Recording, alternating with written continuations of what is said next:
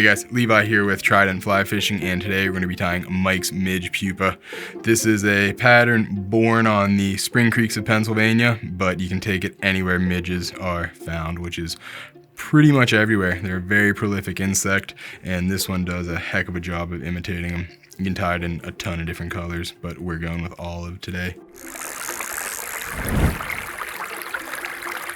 So let's get started with an Arex FW503 hook in the vise, size 18, but this is a fly that you can tie much smaller, as small as your eyes can handle really.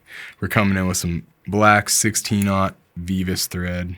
Stuff's really strong while also being very low profile. So let's bring our thread right on up to about the 70% mark, and we're gonna tie in our Turkey Biot. Turkey Biots are a real sweet material.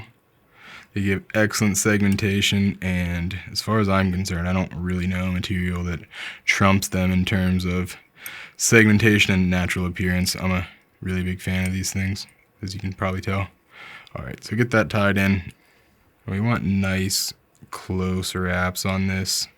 And as you can see, the way I do it is I'm right-handed, so I grab the end of the biot with my right index and thumb, and then use my left index finger to keep it secured so we don't let it go loose.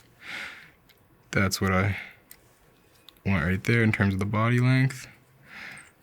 That gives us ample room to tie in our thorax and our gills.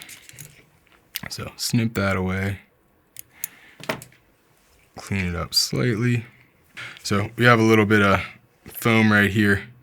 I'm gonna come in and just get a tiny sliver. Pop that off, and here's a little trick that I do when I'm tying in foam. You can compress this stuff just by rubbing it with your thumb against your index finger, so when you tie it in, it's not super bulky. See how flat I got that? That's sort of a trick that I do anytime I tie in foam. Actually, it's a little on the thick side, so I'm gonna doctor it up just a little bit more. Perfect. Bring our thread just in front of that biot and get that with a few wraps. Get it secured and bring our thread right to the eye. Gonna get 2 to 3 wraps here. And this foam is crucial to this fly because it's going to be what creates that buoyancy that allows the abdomen to dip below the water while letting this gill and thoracic section remain. This is a very naturally profiled fly. Alright, so I'm going to cut this thick part of that CDC out of the way. And we're going to tie this in sort of like you would a pair of spinner wings, just flat on top with some figure 8 wraps. Position as needed. Snake your thread on through. I'm happy with that, and we will trim it up afterwards.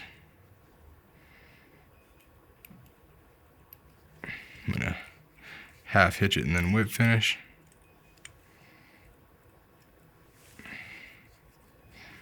Before we trim those gills.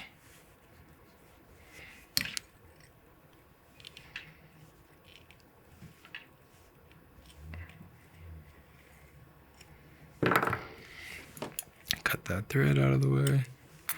Alright, so we want to measure these gills to be about 50% of the body. There, trim that one. That looks great.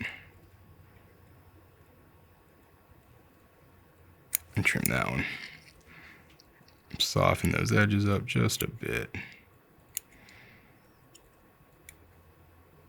This is more my eye than the fish's eye on that one. I don't think is ultimately going to matter.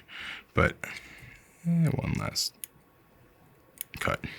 That is Mike's Midge Pupa. I want to thank you guys for watching, and I will see you next time.